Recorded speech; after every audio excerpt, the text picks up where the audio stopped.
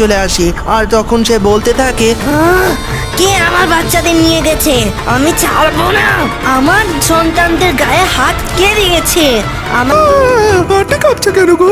ও মা গো, মাটিটা কাঁপছে কেন গো? ভূমিকম্প শুরু হলো নাকি? একটু বাইরে যাচ্ছি, মুখ হাত পা ধুয়ে তোদেরকে ভোজন করবো। কোথায় যে পালাবি?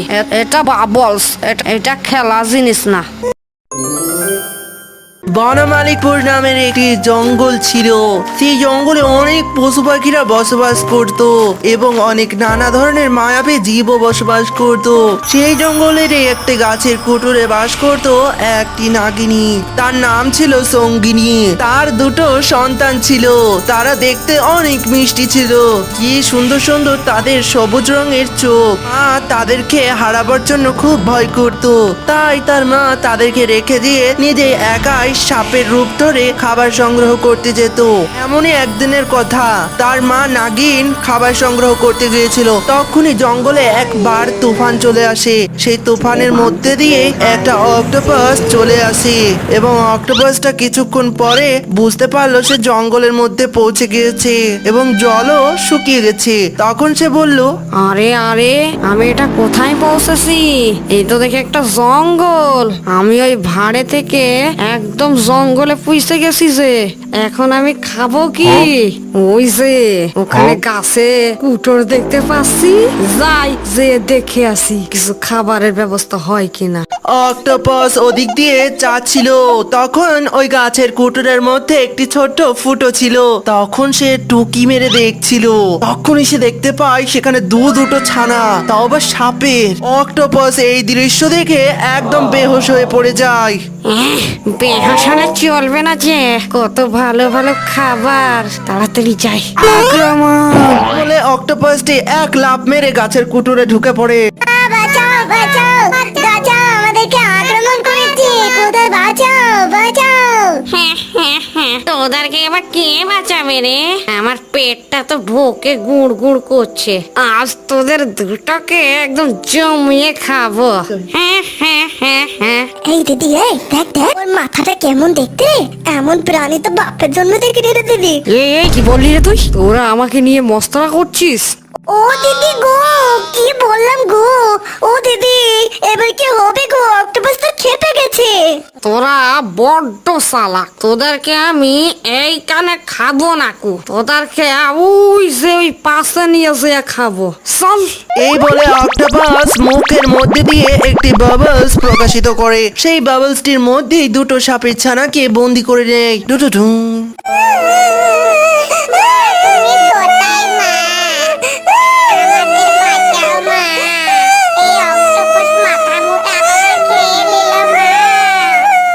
এরপর অক্টোপাস সেই বাবলসটিকে একটি লাথি মারতে মারতে গড়াতে নিয়ে চলে যায়। এরপর সঙ্গিনী নাগিনী ফিরে আসে নিজের বাসায়। তখন সে হতভম্ব হয়ে যায়, কারণ সেখানে তার ছানারা নেই। এ দেখে তো সে রেগে ফায়ার হয়ে যায়। আর তখনই সে নিজের আসল নাগ রূপে চলে আসে। আর তখন সে বলতে থাকে, কে আমার বাচ্চাদের নিয়ে গেছে? আমি ছাড়বো না। আমার সন্তানদের গায়ে হাত কে দিয়েছে? আমার বিষে তাকে একদম নীল করে দেব, ছাই করে দেব। এই বলে নাগিনী সাপ হয়ে যায় আর সাপ হয়ে মাটির নিচ দিয়ে প্রবেশ করে পাতাল দরজা দিয়ে যেতে থাকে প্রতিশোধের উদ্দেশ্যে।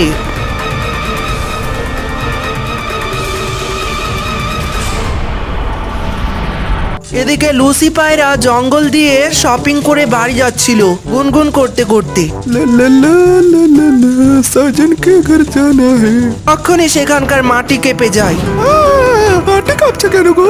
ও মা গো, মাটিটা কাঁপছে কেন গো? ভূমিকম্প শুরু হলো নাকি? এই কবিতর, তোকে আজকে আমি ছাড়বো না রে, ছাড়বো না। তোরা আমার ছানাদেরকে নিয়ে গেছিস না, এই নিয়ে। এরপর সঙ্গিনী নাগিনী একটা ফস করে ছবল মেরে দেয় কবিতরটাকে, আর কবিতরটা ওখানে বিষে নীল হয়ে যায়। ও মা গো!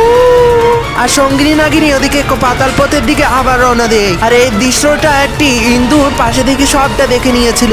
তখন ওই ইন্দুরটি মনে মনে ভাবে এই নাগিনীকে আটকানো বাঁচানোর কি উপায় আছে, কারণ এদিকে মুন্নি পাখি তার জলের কলস নিয়ে জল আনতে যাচ্ছিল। তখন এসে দেখে তার চাচাতো বোন ওখানে বিষে নীল হয়ে পড়ে আছে। ও মা গো, আমার বোনটা তো দেখে একদম বিষে লীল হয়ে গেছে। কে মেরেছে গো আমার বোনটাকে? তার যেন ভালো না হয়। আমি যাই, তাড়াতাড়ি মহারাজের কাছে যাই, যে একটা দেখি কি হয়। মুন্নি যখন যাচ্ছিল তখনই ওই ইন্দুরটি দেখতে পায়। ইন্দুরটি তখন মুন্নিকে বলে, ওগো মুন্নি, আমি সব জানি গো, এখানে কি হয়েছিল গো। এমন কি হয়েছে গো যাই তুমি বলতে একদম লস ভয় পাচ্ছ? হ্যাঁ, আর তোমার জানটা তো লাফাচ্ছে কেন? তবে আর বলছো কি, এখানে তো এক দুষ্ট নাগিনী এসেছিল, সেই তোমার বোনকে এভাবে বিষে নীল করে দিয়েছে, তাই আমার জানটা ধরম ধরম করছে। ওরে বাবা রে, তাড়াতাড়ি মহারাজের কাছে যাই, না হলে নাগিন তো সবাইকে মেরে ফেলবে। দাঁড়াও দিদি দাঁড়াও, আমিও যাবো তোমার সঙ্গে। এরপর এদুর আর মুন্নি দুজন মিলে যেতে থাকে মহারাজের কাছে। আর এদিকে অক্টোপাস সেই ছানা দুটিকে নিয়ে সেই বলের মধ্যে বন্দি করে একটি গাছের গোড়ালিতে রেখে দেয়। আর তখন এসে বলল, আমি একটু বাইরে যাচ্ছি, মুখ হাত পা ধুয়ে তোদেরকে ভোজন করবো, কোথায় যা পালাবি? এটা বাবলস, এটা খেলা জিনিস না। আর এদিকে ইঁদুর আর মুন্নি মহারাজের কাছে বিচার অভিযোগ করলো। মহারাজ, আমাদের জঙ্গলে যে একটা দুষ্টু নাগিনী সব পশু পাখিকে মেরে ফেলছে, আপনি একটা কোনো ব্যবস্থা করুন মহারাজ। কেন মেরে ফেলেছে? আমার নাম হচ্ছে জাম্বু, করে দেব কাম্বু। সে তো আমি জানি না মহারাজ, আপনি একটু আপনার জাদু আয়নায় দিয়ে দেখুন না। ঠিক আছে, জাম্বুরা। কি এই তো দেখছি অক্টোবরের নাগিনীর ছানা দুটোকে নিয়ে খাওয়ার জন্য প্রস্তুতি নিচ্ছে গো। এবার যে কি করি। হ্যাঁ, আমার নাম জাম্বু, এবার দেখ কি করি। মহারাজ, আপনাকে চিন্তা করতে হবে না, আমি ওই অক্টোপাসের কাছ থেকে ওই ছানাদের মুক্ত করে নিয়ে আসতে পারবো। তুই ওইটুকু এদুর হয়ে তুই আবার কি করবি? মহারাজ, আমি ছোট বলে আমাকে নিয়ে মস্করা করবেন না, আমি নিশ্চয়ই পারবো। আমি যে কাজ করি সে কাজ শেষ করেই ছাড়ি। যা, তোকে একটা সুযোগ দেয়া হলো। এদিকে ইন্দুরটি সেই অক্টোপাসের কাছে চলে আসে, আর সেই অক্টোপাসকে সে বলতে লাগলো, অক্টোপাস তাড়াতাড়ি যাও গো ভাই, ওইদিকে যে দুটো মুরগি ঘুরে বেড়াচ্ছে, তাড়াতাড়ি যেয়ে শিকার করো, তোমার এই লম্বা হাতে শিকার করতে পারবে তুমি, তাড়াতাড়ি যাও, নইলে তো পালিয়ে যাবে। আমি তোমার এই পাহারাদারদের ততক্ষণ নজরে রাখছি। আবার কি কথা বলছিস রে? আমি তাড়াতাড়ি চাই, ওই দুটোকে আগে ভোজন করব। এ দুটো তো আমার বন্দি, এ দুটো তো আমি যখন মন তখন খেতে পারি। এদিকে অক্টোপাস তিড়িম করে লাফাতে শিকার ধরতে চলে যায়। আর ইন্দুর এই সুযোগের সদ্ব্যবহার করে সেই বাবলসটিকে নিজের ধারালো দাঁত দিয়ে ফুটো করে দেয়, আর ছালা দুটো তার পেছন যেতে থাকে। আর এদিকে রাজামশাই যখন জঙ্গলে চেয়ারের মধ্যে বসেছিল, তখনই আবারও মাটি কাঁপতে শুরু করে। ওরে বাবারে, এসব কি হচ্ছে রে? মাটিটা কাঁপছে কেন রে? কোথায় গেলি রে তোরা? আমাকে বাঁচা রে। এই রাজা, দুষ্টু রাজা, তোরাই আমার ছানাকে কোথায় লুপাট করে রেখেছিস? তাড়াতাড়ি করে আমার ছানাদের বের করে দে, নইলে তোকে আজকে আমি জীবন্ত ছাড়বো না। ও গো নাগিনী গো, আমি তো তোমাদের ছানাকে কিছু করিনি গো। ওই অক্টোপাস আমাদের জঙ্গলে এসে তোমার ছানা দুটোকে নিয়ে গেছে, আমি পাঠিয়েছি গো ইঁদুরকে। ইঁদুর যদি পারে তাহলে নিয়ে আসছে, তুমি এখানে একটু বসো। আমার সাথে মস্করা হচ্ছে? ইঁদুর গিয়েছে আমার ছানাদের বাঁচাতে, আর আমার ছানাদের খেতে ওই অক্টোপাস কি করে শুকনো ডেঙ্গায় আসবে গো? ওই যে এ দুটো আসছে গো, মনে হয় ছানা দুটোও আনছে। বাবা, জানে লো এবার। এরপর নাগিনী যে তার ছানাদের জড়িয়ে ধরে।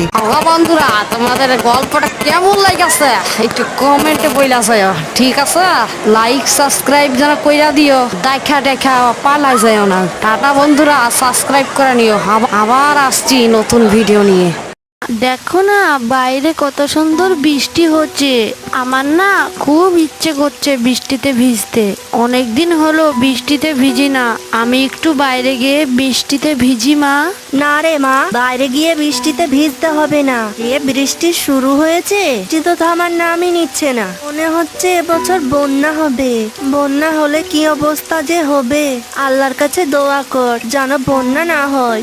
হ্যাঁ মা, তুমি ঠিকই বলেছো। বন্যা হলে যে আমাদের ঘরের ভিতরে পানি ঢুকে যাবে, আর আমরা ঘুমোতেও পারবো না। কি করে যে আমরা থাকবো। আল্লাহ, তুমি আমাদের রহমতের বৃষ্টি দাও। এই বৃষ্টি এবং বন্যা থেকে রক্ষা করো। হ্যাঁ, বাইরে তো আবার ঝড় বৃষ্টি হচ্ছে, আর এর মধ্যে তোর বাবা আবার বাইরে কাজ করতে গিয়েছে। কে জানে এত দেরি করছে কেন, জানি বৃষ্টিতে ভিজছে। কখন যে কি বিপদ হয়, বড় চিন্তা হয়। আমি গিয়ে দেখি তোর বাবা আসছে কিনা। এদিকে মিচকে শিয়াল কিছু কচুর পাতা নিয়ে ভিজে ভিজে তার বাড়ি থেকে রওনা দেয়। ওই তো দেখছি লোকটা ভিজে ভিজে বাড়িতে আসছে। মাথায় আবার এতগুলো কচুর পাতা কেন নিয়ে আসছে? হ্যাঁ গো, এত দেরি করলে যে? তোমার সারা গা তো দেখছি ভিজে গেছে, আবার হাতে দা নিয়ে কোথায় যাচ্ছো? তাড়াতাড়ি ঘরে এসো দেখি। ঘরে এসে গামছা দিয়ে গাটা মুছে নাও, না হলে যে জ্বর এসে যাবে। বৃষ্টির ভাবটা তো ভালো দেখছি না। না বউ, এখন ঘরে বসে থাকলে চলবে না। বৃষ্টিতে খুবই হচ্ছে, মনে হয় এবছর বন্যা হবে। তাই ভাবছিলাম কিছু কলা গাছ আর কচুর পাতা দিয়ে একটা ভাসমান বাড়ি বানাবো। আমাদের বাড়িটা তো নিচু জায়গায়, তাই পানি উঠলে সবার আগে আমাদের বাড়িটাই ডুবে যাবে। তোমাকে যে লোকে পাগল বলবে। তুমি কি পাগল হলে নাকি? হ্যাঁ, কলা গাছ আর কচুর পাতা, সেই বাড়ি বানিয়ে আবার সে বাড়িতে আবার বসবাস করা যায় নাকি? বাদ দাও তো সব, তাড়াতাড়ি ঘরে এসো, পাগলামি করো না। এরপর মিচকে শিয়াল তার বইয়ের কোনো কথা না শুনে দাঁড়িয়ে কলা গাছ কাটতে চলে যায়। আরে আরে ও মিচকে ভাই, এই বৃষ্টির মধ্যে কলা গাছ কাটছো কেন? তুমি কি পাগল হয়ে গেলে নাকি? তাড়াতাড়ি বাড়িতে যাও। ভাই, তুমি এতগুলো কলা গাছ কাটছো কেন? কলা গাছগুলো দিয়ে তুমি কি করবে? আরে ছিচকে, বন্যার জন্য প্রস্তুতি নিচ্ছি রে। এবছর যা বৃষ্টি হচ্ছে, মনে হচ্ছে বন্যা আসবে। তাই কিছু কলা গাছ আর কচুর পাতা দিয়ে একটি ভাসমান বাড়ি বানাবো। আমাদের গ্রামটা তো অনেক নিচু, যদি জলের তলায় তলিয়ে গেলেও ওই কচুর বাড়িতে আমরা ঠাঁই নিতে পারি। এই যে দেখলে তো, বৃষ্টি থেমে গেল। একটু একটু বৃষ্টি তো হবে আষাঢ় মাসে, বলে কি বন্যা হবে? তোমাকে কি লোকজন পাগল এমনি এমনি বলে? চুরপাতার বাড়ি বানাবে।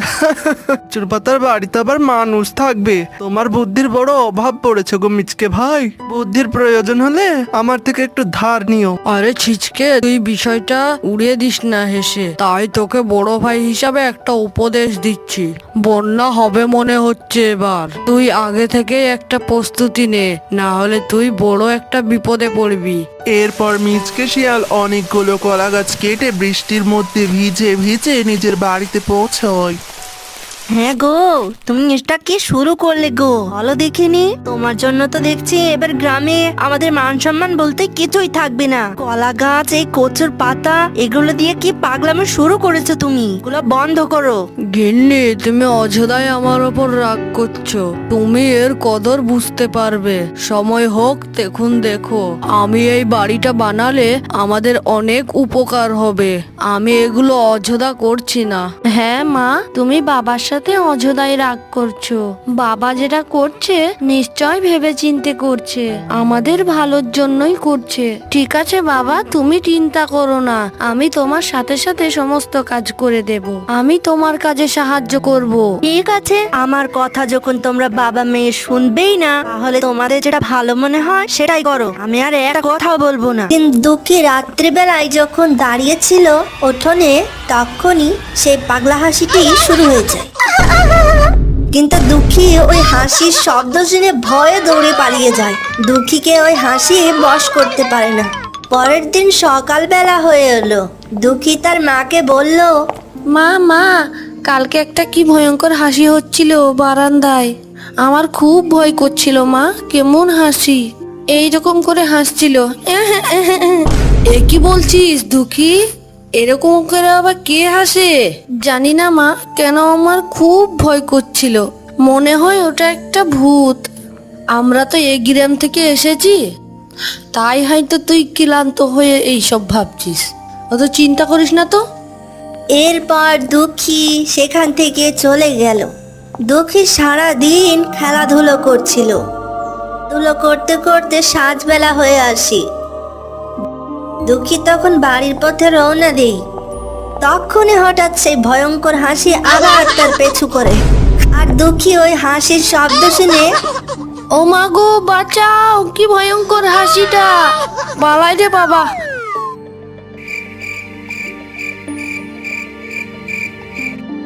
ও মা, ওই হাসিটা আমার আবার পিছু করছিল। ধুত, তোর মাথায় মনে হয় ঠিক নেই। তোকে মনে হচ্ছে ডাবের জল খাওয়াতে হবে। সব সময় বেশি বেশি ভাবিস। না মা, আমি সত্যি বলছি। ওরকম ভয়ঙ্কর হাসি।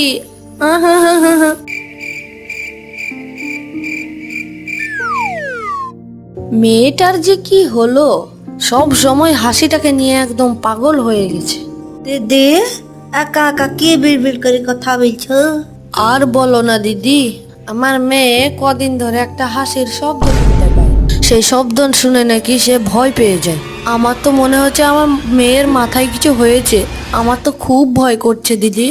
ও মা গো, কি সাংঘাতিক কথা গো! হাসি যে সে হাসি নয় গো। মানে তুমি কি বলতে চাও গো? গো দিদি, ও গো দিদি, তুমি আমার কথাটাকে শোনো। এই গ্রামে যত বাচ্চা ছিল সবকে ওই হাসি শুনিয়ে নিয়ে পালিয়ে গেছে। তুমি তোমার মেয়েকে আগলে রাখো। মনে হয় এবার তোমার মেয়েকে নিয়ে যেতে চাই। ও মা, কেন রে, কেন? জানি না, কিন্তু ওই হাসিটা বিশাল ভয়ঙ্কর। একটা দানবের হাসি আমি শুনেছি। ছোট বাচ্চাদেরকে ওই হাসি শুনিয়ে নিয়ে চলে যায়। তাহলে কোন উপায়? উপায় তো আমার জানা নেই গো, কিন্তু হ্যাঁ, আমি শুনেছি উত্তরের বনে একটা গুহা আছে। সেই গুহাতেই একটা নদী আছে। সেই নদীর ভিতরেই থাকে এক অক্টোপাস। সেই অক্টোপাসই সবের সমাধান করতে পারবে। সেই নাকি ওই হাসির রহস্য জানে। তাহলে আমার দেরি করা উচিত হবে না। আমাকে আমার মেয়ের জন্য এটুক করতেই হবে। এই বোন, তুমিও চলো না আমার সাথে। না বাবা, আমার খুব ভয় করে। আর ওই হাসিটা আবার আমার শুনেই আমার ভেতরটা যেমন কেঁপে ওঠে। আমি যাবো না বাবা। এই কথা শুনিস দুঃখীর মা একাই রওনা দেয় উত্তরের বনে। যেতে যেতে এদিক সন্ধেবেলা হয়ে আসে। আর মা সেই গুহার সামনে এসে পৌঁছয়। আর একটি ইঁদুর সেখানে চলে আসে।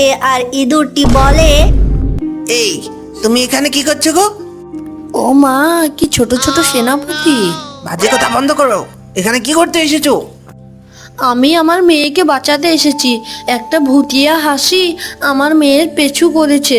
আচ্ছা, কিন্তু তোমাকে এই গুহার ভিতরে প্রবেশ করতে হলে একটা প্রশ্নের উত্তর দিয়ে যেতে হবে যে। কি সেই প্রশ্ন? ধাঁধাটি হলো, জিনিসটা হলো তোমার, কিন্তু ব্যবহার করে অন্য কেউ। বলো তো কি? এই প্রশ্ন শুনে দুঃখীর মা ঘাবড়ে যায়। তখনই দুঃখীর মায়ের মাথায় বুদ্ধি চলে আসে আর বলে, পেয়েছি উত্তর। এটার উত্তর হলো আমার নাম। আমার নাম আমি নিজে ব্যবহার করতে পারি না, কিন্তু আমার নাম সবাই ব্যবহার করে। কি ঠিক না? বন্ধুরা, তোমরাই বলো তো এটা কি ঠিক না ভুল। তবে আমরা এখনকার মতন যেতে দিচ্ছি।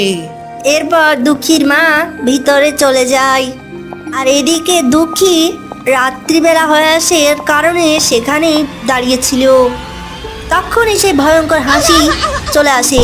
ও মা গো, বাঁচাও গো, সেই হাসি এসেছে। বাঁচাও, বাঁচাও মা, কোথায় আছো? বাঁচাও! দুঃখী বশ হয়ে যায় আর সে হাসির পেছন পেছন যেতে থাকে। আর এদিকে দুঃখীর মা সে অক্টোপাসের কাছে যায়। তাকে দেখতে পেয়ে বলল, ও অক্টোপাস ভাই, আমার মেয়েকে বাঁচাও। আমার মেয়ে যে খুব বিপদ। কেন, তোমার মেয়ের কি হয়েছে? একটা পাগলা হাসি আমার মেয়ের পিছু করেছে। ওই হাসিটা খুব ভয়ঙ্কর, এইরকম। উমা, আমার তো তোমার হাসি দেখে ভয় লেগে গেল। তাহলে ওই হাসিটা দেখে তো আরো ভয় লেগে যাবে। কিন্তু আমি জানি ওই হাসিটাকে কি করে আটকানো যায়। ওই যে সামনে দেখছো ওই গোলাকার বলটি, ওই বলের মধ্যেই আছে ওই হাসির প্রাণ ভ্রমর। তোমাকে ওই প্রাণ ভ্রমর উদ্ধার করতে হবে। সেটা উদ্ধার করার জন্য তোমাকে ওইখানে একটি প্রশ্নের উত্তর দিতে হবে। যদি সেটি পারো তবেই সেই গোলাকারটি খুলে তোমার প্রাণ ভ্রমরটিকে শেষ করতে হবে। তুমি দেখো পারো কিনা। আমি পারবো, আমি সব পারবো। আমার মেয়ের জন্য এটুকু পারবো না? কি সেই প্রশ্ন? এরপর সেই বল থেকে চিৎকার করে বেরিয়ে এলো, বলো কোন জিনিস যেটা সত্য জেনেও মানুষ বিশ্বাস করতে চায় না? এই প্রশ্ন শুনে দুঃখীর মা ভ্রম করে ঘাবড়ে যায়।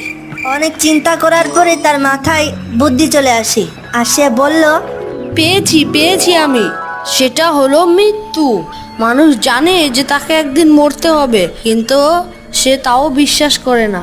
এমন ভাবে বেঁচে থাকে মনে হয় যে তার মৃত্যুই নেই। একদম সঠিক উত্তর, বাহ!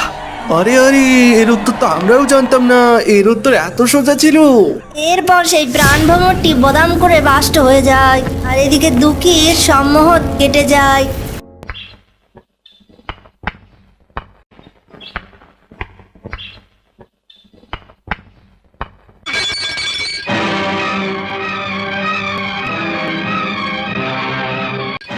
কি জানো একটা বড় শব্দ হলো বড় বউ?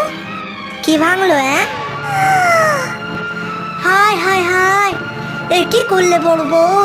সাত সকালে এমন সুন্দর বিদে কাশি কাপটা তুমি ভেঙে ফেললে। হঠাৎ দুঃখে ছুটে এসে আমার গায়ের উপর পড়লো। লাই দিয়ে দিয়ে ওকে তো মাথায় তুলে রেখেছো। যেমন শিক্ষা দেবে তেমন তো ছেলে তৈরি হবে। কি করছিস রে? কাপ ভেঙেছিস? কাপ ভেঙেছিস? এই হারামজাদা, এই নে এই নে এই নে। বল বল কি করছিস? বল, চল শিগগির ঘর চল। ও মেজবউ দেখে যাও, সাত সকালে তোমার কি সর্বনাশটা হয়ে গেল, একবার দেখে যাও। কি হয়েছে মা? ও মা, দেখেছো আমার অত সুন্দর কাপটা ভাঙলো কি করে? তুমি তো হাতের ভাঙা কাপে চা খেতে চাও না, তাই এই কাপে করে চালিয়ে যাচ্ছিলাম। হঠাৎ দুঃখে ছুটে এসে আমার গায়ের উপর পড়লো, তাই। এই যে তুই আমার পেটের ছলে নস বলে, তুই যখন মাঝে মাঝে অফিসের কাজে বাইরে যাস, আমি তখন তোর বউকে খুব জ্বালাই। তা দেখ তোর বউয়ের কাণ্ডখানে একবার দেখ। কি রে চুপ করে আছিস যে? কিছু বল। কি বলবো বলো মা, ও তোমাদের এত বড় সর্বনাশ করেছে, যা বলার ওকেই বলো। আসছি।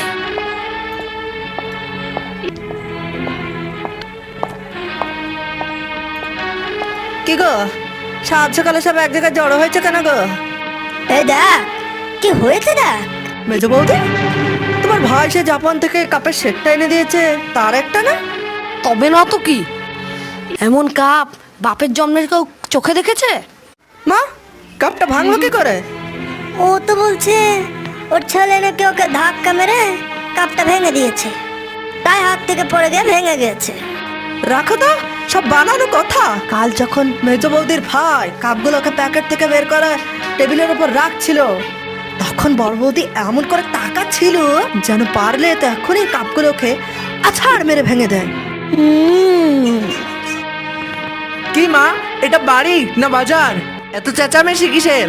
শান্তিভাবে কি একটু ঘুমোতেও পারবো না? দেখো না বৌদি আমার কাপটা কিভাবে ভেঙেছে, দেখো না।